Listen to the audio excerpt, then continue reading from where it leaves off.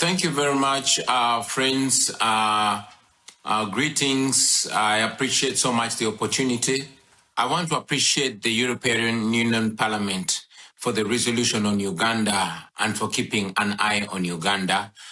We don't take it for granted. Every time we see development partners keeping an eye on what is happening here in Uganda. We also recognize that the EU is an important partner to Uganda, and we intend to maintain and also improve this partnership and this cooperation. We would also love to see this relationship happening between the people of Uganda and the European Union, not just General Museveni's illegitimate military regime. I'm still on the run. I'm still in hiding because of the continuing threats on my life since what happened on the 16th of January when my house was, my compound was raided and I fled my house. And also the following raid that happened on the 23rd of January, where my wife was assaulted and my family members were assaulted, and the military took over my home, which the military still occupies to the present day.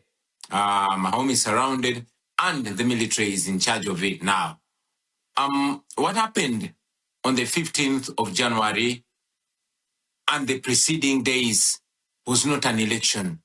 It was a military operation, and I'm very glad that it was clearly stated during the debate in the European Union Parliament. This violence started much, much earlier. It started on nomination day, and it went on through the campaign trail. And I'm glad that the resolution mentions in specifics victims like Mesa Chokero, who was shot and killed, and also General Muhoozi Kainerugaba, who is the military chief and the son of General Museveni, came out on Twitter and,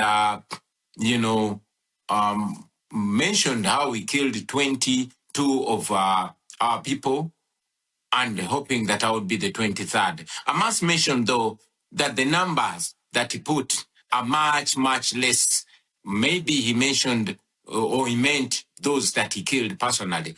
Otherwise, the numbers that we have of the victims, of the people that have been killed, are much, much, much more than 22. Many civil society organizations were closed down, especially those that are in the area of governance. It was mentioned, and I want to reiterate it again, that the internet was shut down 3 days before the election. Media houses were ordered not to relay the results that were happening and all that was going on ground on the polling stations, to ensure that there's a clear disconnect between what was happening in the polling stations and what was being relayed by the Electoral Commission.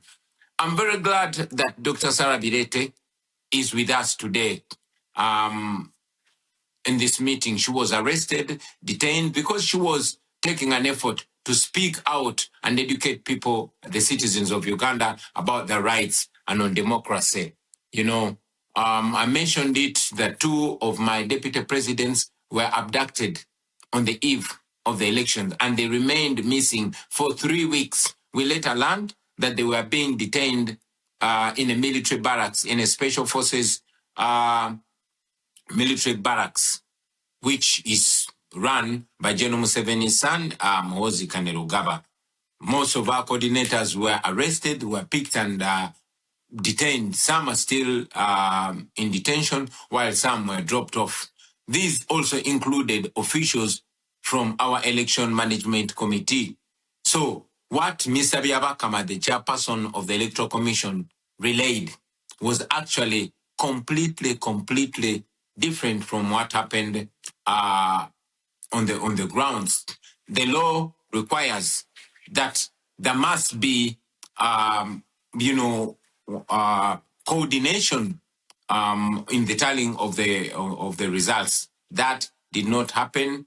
The candidates were not given copies of declaration of result forms, and the Electoral Commission simply declared numbers that it did not justify where they were coming from.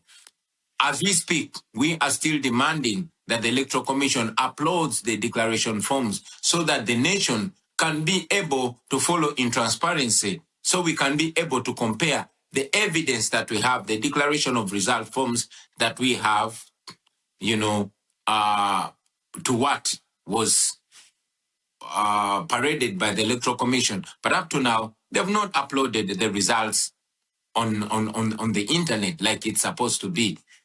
Somebody may ask, why then didn't we go to court? But we've mentioned it again that institutions in Uganda have all been destroyed, and including the judiciary. The manner of appointment of the Chief Justice recently is evidence to that. The Chief Justice was sworn in General Museveni's farm. So that and many other reasons cause us not to have trust in the judiciary in Uganda, and many, many times the regime, General Museveni or his son, have actually been guiding publicly and sometimes privately, determining how the judiciary does its work.